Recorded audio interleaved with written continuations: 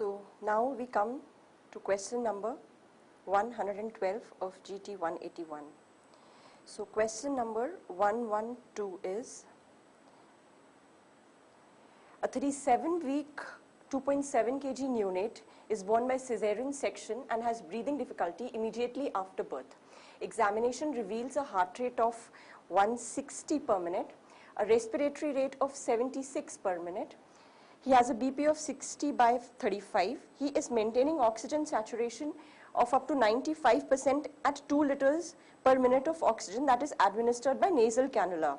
His head is normocephalic with slight molding. AF is flat. Chest examination reveals mild to moderate chest retractions and heart rate is regular with a normal S1 and split S2 and there are no murmurs. Abdomen palpation reveals no masses or organomegaly and vowel sounds are normally present and the chest X-ray is given to you. So here is the chest X-ray and you have 4 options that include meconium aspiration syndrome, congenital pneumonia, TTNB and HMD. So what is the correct answer to this question? The correct answer to this question is answer number C, that is TTNB. And how have we come to this answer? I will explain it to you. If you see this X-ray clearly, there is some streaking that you see here. There is some streaking here and there is a prominent interlobar fissure and the points in history that are supporting the diagnosis of TTNB are that it is a term neonate. They have mentioned that this baby is born at 37 weeks of gestation.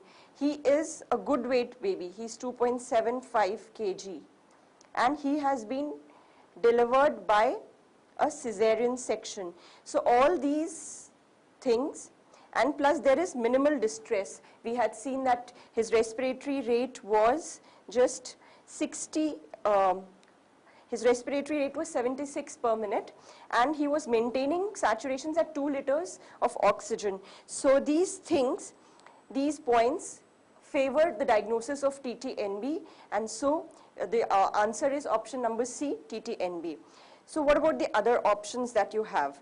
The other options that you have in this question are HMD. So in HMD, the history would be more like symptoms of respiratory distress presenting in a preterm neonate. Usually these children are less than 1500 grams. And you may also get a history in the question that these children have not been administered antenatal steroids. Because administration of antenatal steroid may help in maturation of the lungs and in these patients you may get a history of not being administered antenatal steroids. These children usually present with severe respiratory distress. They usually grunt on examination and on the chest X-ray, you will usually find low volume lungs. Okay, these points are for hyaline membrane disease. Now we come to the next option that you have in this question is of meconium aspiration syndrome or MAS as it is commonly called. This is the meconium aspiration syndrome. This is usually seen in post-term babies. And these are again good weight babies. They are usually more than 2.5 kgs and their weight may be close to 3 kg also when they present. And they are born through meconium stained liquor. So a child who develops respiratory distress after birth through meconium stained liquor is more likely to develop a meconium aspiration syndrome. And on a chest X-ray you will find air trapping. You will find a lot of air trapping in their X-rays. The next option that you have in this question is congenital pneumonia. This in the child who has congenital pneumonia or a neonate who presents with respiratory distress which can be attributable to congenital pneumonia, usually their mothers will have a history of prolonged leaking, prolonged and foul smelling liquor. Prolonged and foul smelling liquor. So if you get such a history in your question, then you have to go for the option of congenital pneumonia. Okay, so in this question the answer was TTNB. So now we come on to our next question, question number 113. And question number 113 is question number 13 is regarding oxygen carriage by fetal blood, which of the following is not wrong? So you have to tell the option which is correct amongst these 4 options. So the answer for this question is answer number B, which is fetal hemoglobin has a higher affinity for oxygen than adult hemoglobin.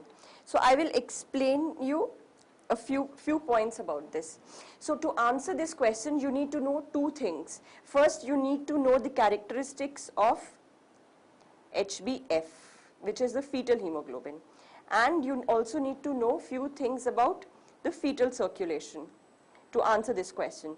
So I will just tell you the salient points. HbF, which is present in the fetus, is composed of 2 chains, alpha 2 and gamma 2. While in adults, this is alpha 2 and beta 2. Okay. So HbF is comprised of 2 chains, alpha 2 and gamma 2, and it has a higher affinity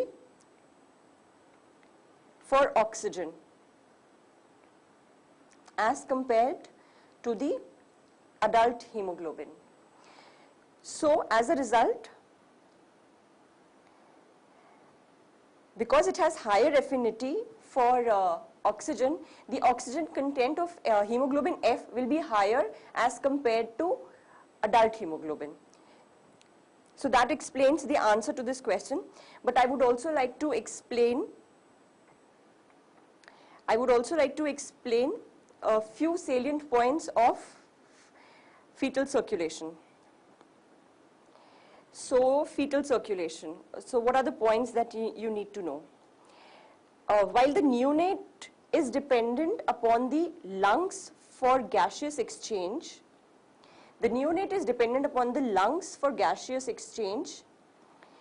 the fetus is dependent upon the placenta for gaseous exchange. Okay. So once blood is oxygenated in the placenta, this oxygenated blood is carried from the placenta by the umbilical veins. And the umbilical veins are 80% saturated with oxygen.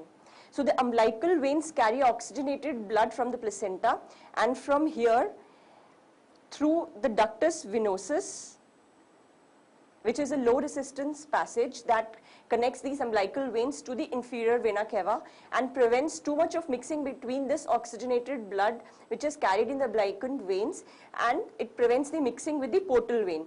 So through this low resistance channel, that is the ductus venosus, this oxygenated blood from the umbilical veins is carried to the inferior vena cava. While the inferior vena cava receives oxygenated blood from the umbilical veins, it also receives venous blood from the hepatic veins and from the lower extremities. So the IVC receives blood from the hepatic veins, the lower extremities, and it also receives this oxygenated blood from the umbilical veins. But the streaming of blood in the IVC is such that when the blood is carried here towards the heart, towards the right atrium, the streaming of blood is such that this oxygenated blood preferentially through the foramen ovale is carried to the left atrium and the left ventricle. So this oxygenated blood, which is carried by the umbilical veins through the inferior vena cava, this oxygenated blood, which is 80% saturated with oxygen, through the foramen ovale is carried to the left atrium and the left ventricle, the majority of this blood. While the remaining blood, which is coming from the hepatic and the lower extremities, The rest of those deoxygenated blood goes from the right atrium, it goes into the right ventricle. So this oxygenated blood, which through the foramen ovale has gone into the left atrium and the left ventricle, is now carried from here to the ascending aorta,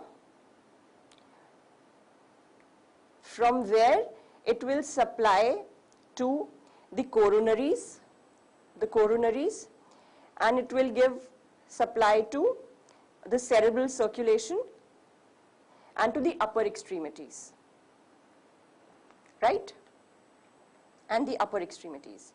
While the deoxygenated blood, which was carried by the IVC, the remaining of the blood, it goes from the right atrium to the right ventricle, then through the ductus arteriosus, it goes into the descending aorta. So this is how,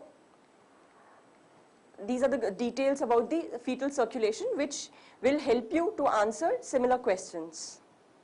So the answer to this question number 113, I will repeat, is answer number,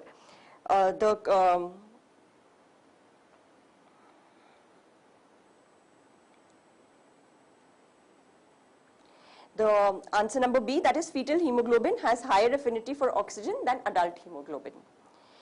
So now we come on to question number 14, and the question is, pulmonary plethora is seen in all of the following congenital heart diseases except. So in this question, you are being asked about pulmonary plethora. And the options that you have are, this is question number 14. So pulmonary plethora, the question is about pulmonary plethora, and the answer is, we will first see the choices that you have.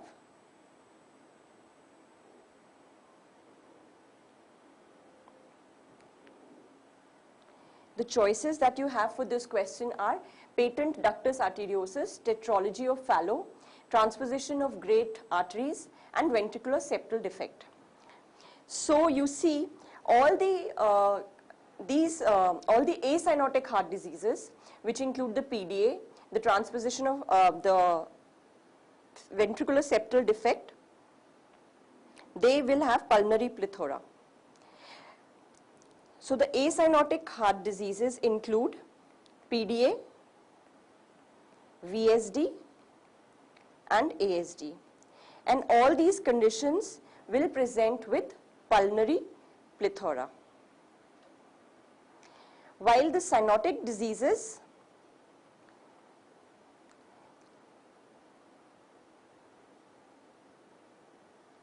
cyanotic congenital heart diseases are divided into two groups again, which present with pulmonary stenosis and those which present without pulmonary stenosis. So all the cyanotic congenital heart disease which do not have pulmonary stenosis will present similar to the acyanotic diseases and will have pulmonary plethora.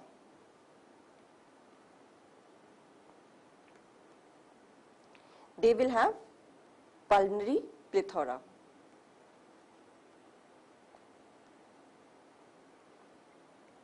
Okay, I hope this is clear. So in this question, the options that you have,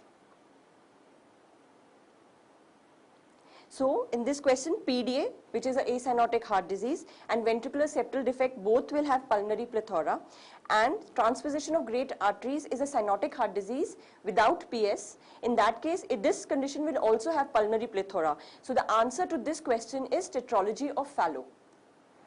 That is option number B. So now we come on to our next question, that is question number 115. And question number 115 asks, newborns often require lower doses of drugs compared to adults adjusted for body mass and weight for all of the following reasons except. So you have to tell the reason why the dose of drugs in neonates is less as compared to adults. So the correct answer to this question is answer number D, and that is newborns The answer to this question is answer number D, that is newborns have a lower normal pH. So now we come on to question number 115. We'll discuss question number 115. See, several factors are considered when the dosage for a neonate is decided, but pH is not the criteria for that, and pH is same in both a neonate as well as an infant or an adult. But there are other physiological changes because the organ systems have not matured enough. So there are different reasons for which the drug dosages in neonates is less. So because of the immaturity of the liver and the renal systems, the half-lives of these drugs is longer. Of the renal and GIT, or the liver, you can say, the drugs usually have a longer T-half. So hence, they need to be administered at lower doses. Similarly, they have the neonates have a lower blood protein concentration, and hence their unbound fractions of the drugs will also be higher. So that is another reason why neonates will have a lower drug dosages. If a drug has to be administered intramuscularly, then in such a case, a neonate we have to consider the fact that neonates have a decreased muscle mass as well as contractility.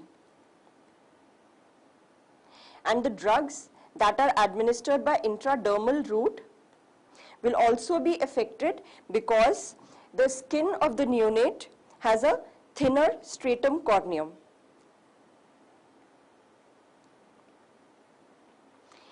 The skin of the neonates has thinner stratum corneum. So these are the various factors that will influence the dosages of the drugs in neonates, but pH is not a factor which will determine the difference in the dosage of a neonate and an infant. So now we come on to our next question, which is question number 16. And question number 16 is, the best description of Apgar score is that it. The correct answer to this question is option number B, that it assesses neonates in need of resuscitation. So now I will talk in brief about the Apgar score. The Apgar score. Well, the Apgar score is an objective method for evaluating the newborn's condition. It is generally performed at 1 minute and 5 minutes. But we do not wait for resuscitation of a neonate till we calculate the Apgar score. So hence it is not essential to decide when the resuscitation has to be initiated. However, when we are giving resuscitation to a neonate, our sequential assessment of the baby by the Apgar score can help us assess if the baby is responding to our resuscitation or not. It has been seen that the Apgar score will not predict correctly that a child who has had a lower Apgar score will develop cerebral palsy in future or not. Similarly, a child may have a good Apgar score, may develop cerebral palsy in later life. So, Apgar score is not a score to predict the occurrence of cerebral palsy in future, but it can definitely help in assessing how the resuscitation is being going on while you are resuscitating a baby. For Apgar score, the following signs have to be assessed. These are the heart rate, the respiratory rate, the muscle tone, the reflex contractility, and the color of the baby.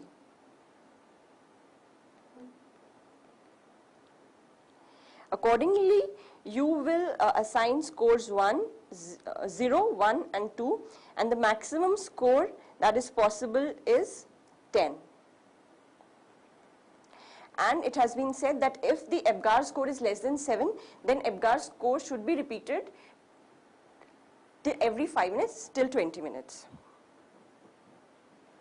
So now we come on to our next question, that is question number 117.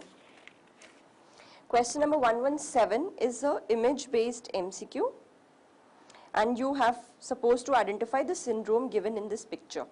So this is the image, and the options that you have been given are option number A, Eagle-Barrett syndrome, option number B, Barrett-Biedl syndrome, option number C is Stretcher-Collins syndrome, and option number D is Charge syndrome. So the correct answer to this question is Eagle-Barrett syndrome, option number A. And what is the Eagle-Barrett syndrome? I will just discuss about that. So question number 17 was a image-based MCQ, and the correct answer was option number A, that is Eagle-Barrett syndrome. Eagle-Barrett syndrome. This is also known as prune belly syndrome. I will tell you why it is called a prune belly syndrome. And it is also called the Obrinsky syndrome.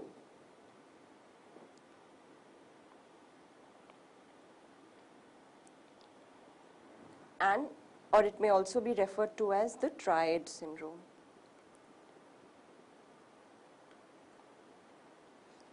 So why it is called a prune belly syndrome, I will just tell you.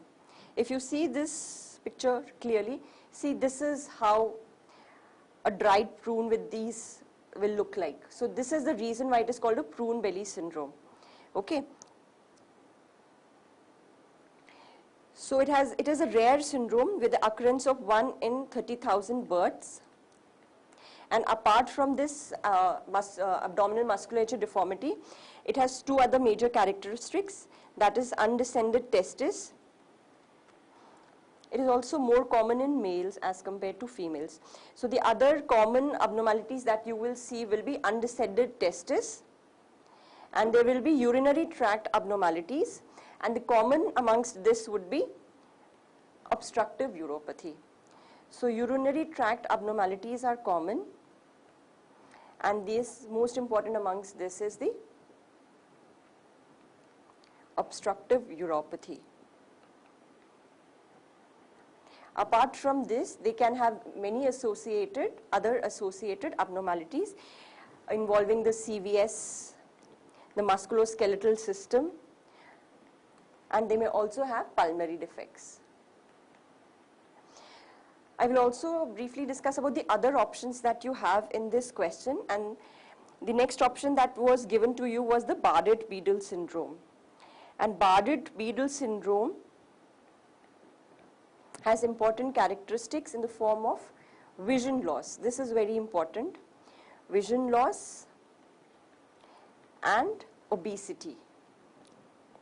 Apart from these two important components of Barrett-Biedl syndrome, you also have intellectual disability or learning problems. And they also have hypogonadism.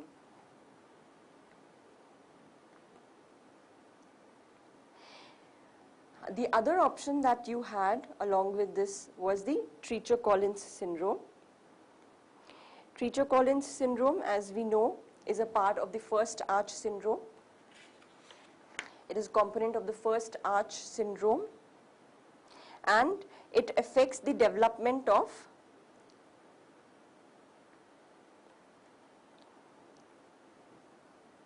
the facial bones. Children may present signs may be either unnoticeable or they may have severe deformity. Coloboma of the lower eyelid, coloboma of the lower lid, and deafness are common in Treacher-Collins syndrome. These two are extremely common in Treacher-Collins. Another option that was given to you in this question was the Charge syndrome. So what is the Charge syndrome? It comprises of, we will just see. So C in Charge stands for coloboma of the eyes. H stands for heart anomalies.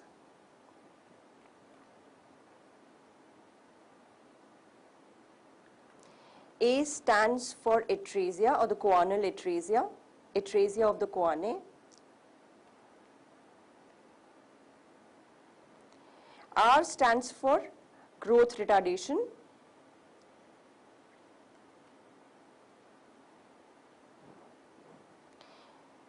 G stands for genital abnormalities.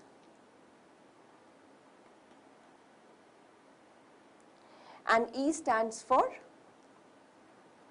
ear anomalies. So this is what the charge syndrome stands for. So C stands for coloboma, A for heart anomalies, H for heart anomalies, A for atresia of choanae, R for growth retardation, G for genital anomalies, and E stands for ear anomalies. So now we come on to our next question, that is question number 18. And question number 18 was a question on, question number 18 was L-asparaginase is particularly used in which type of leukemia, and the options that you had were AML, CML, ALL and CLL. So the correct answer to this question is option number C, ALL. So in brief about ALL, it is a common childhood malignancy, and the treatment of ALL is divided into 4 stages. And what are these 4 stages? These are induction therapy to induce remission.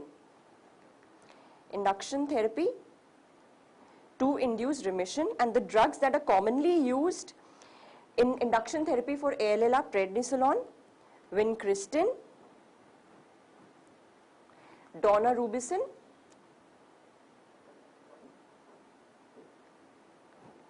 and L-asparaginase.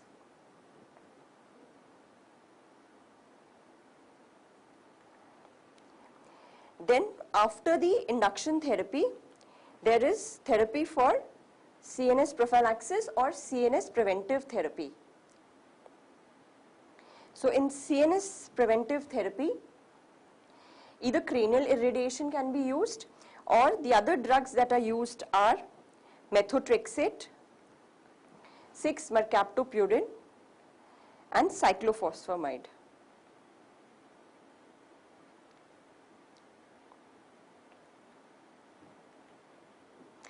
And then is the consolidation phase in the treatment of ALL. And in the consolidation phase, the drugs that are used are again cyclophosphamide,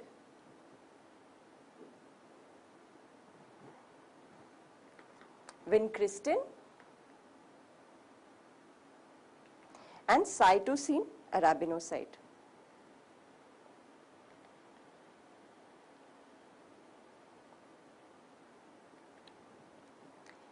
While for the 4th stage, which is the maintenance phase,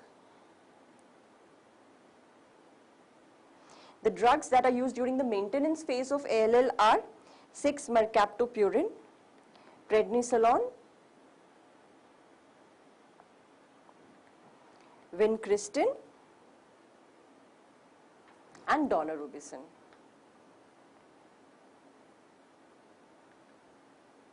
So you have 4 stages for the treatment. First is the induction therapy, then is the CNS preventive therapy, then there's a consolidation phase, and then there's the maintenance phase for the treatment of ALL. So this was about question number 18. Now we come on to our next question, which is question number 19. And it says, all of the following are features of prematurity except. So the options that you had were abundant lanugo, absent sole creases, empty scrotum, or thick ear cartilages. So the correct answer to question number 119 is answer number D, and that is thick ear cartilages. Okay. So I will just discuss about this question. There is a when a baby is born, it is not necessary that we will have the ultrasound of the first trimester, which will help us to assess the gestational age of that neonate. So we have a clinical score which can be used in the nursery when the baby is, after the baby is born.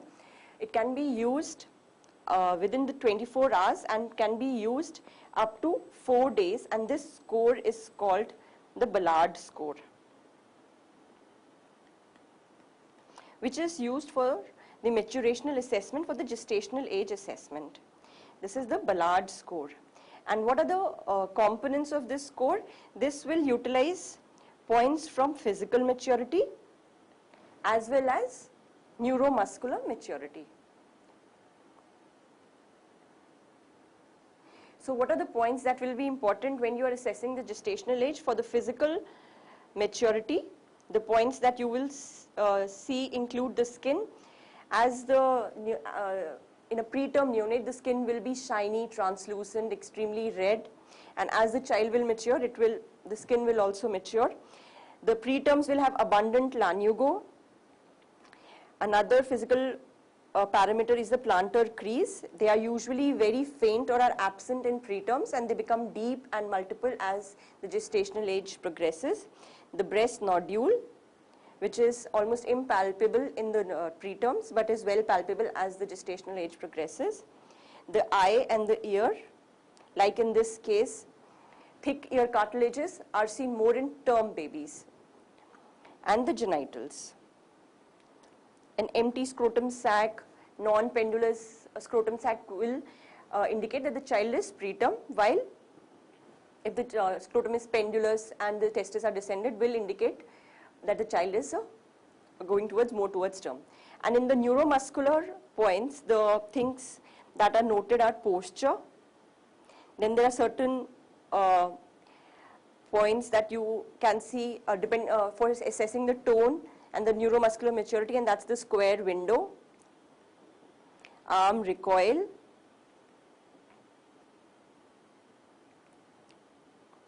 the popliteal angle,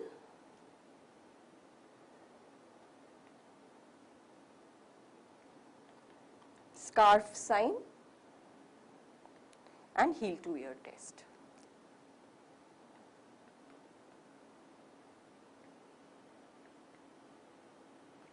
So in physical maturity, you will assess the skin, the lanugo, the plantar creases, the breast nodule, the eye and the ears, and the genitals. While in neuromuscular maturity, you will see the posture, the square window, the arm recoil, the popliteal angle, as well as the scarf sign and heel to ear. So now we come on to question number 120. So question number 120 was talking about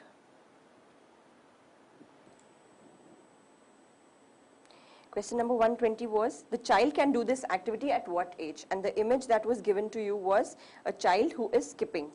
And the answer to this question is answer number C, that is 5 years.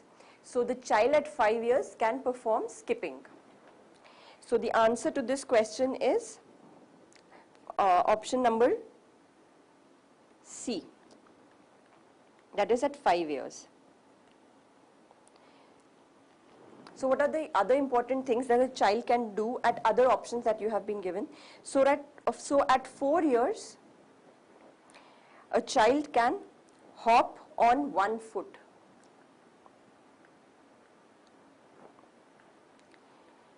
He can copy a cross.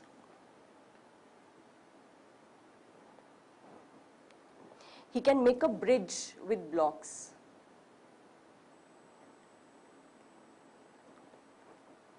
And he can play cooperatively in a group.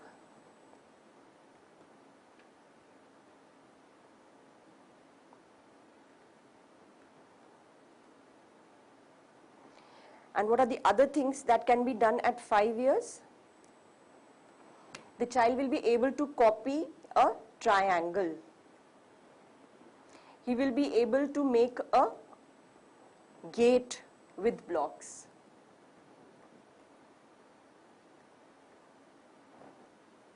He will be able to help in household tasks.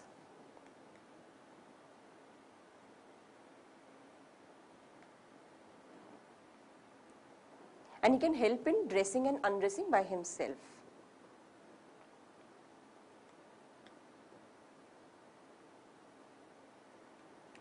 So this was about question number 120. Now we come on to question number 121. And question number 121 was, Congenital heart diseases are defects of the heart and of great arteries that are present at birth. They may be manifested at birth or hidden until later in life. Cyanosis is an important sign to diagnose and differentiate between types of congenital heart disease. What is the most common congenital heart disease? And the options that you had were atrial septal defect, ventricular septal defect, patent ductus arteriosus, and tetralogy of Fallot. So the correct answer to this was option number B, VSD. So epidemiological studies have depicted that VSD is one of the most common congenital heart diseases that is seen in neonates. So I can just repeat the discussion that we had done. So congenital heart diseases can be divided into acyanotic heart disease or cyanotic congenital heart diseases. The common acyanotic heart diseases are VSD, ASD, and PDA, while the congenital heart diseases, depending upon whether there is PS or without PS, so the conditions that are without PS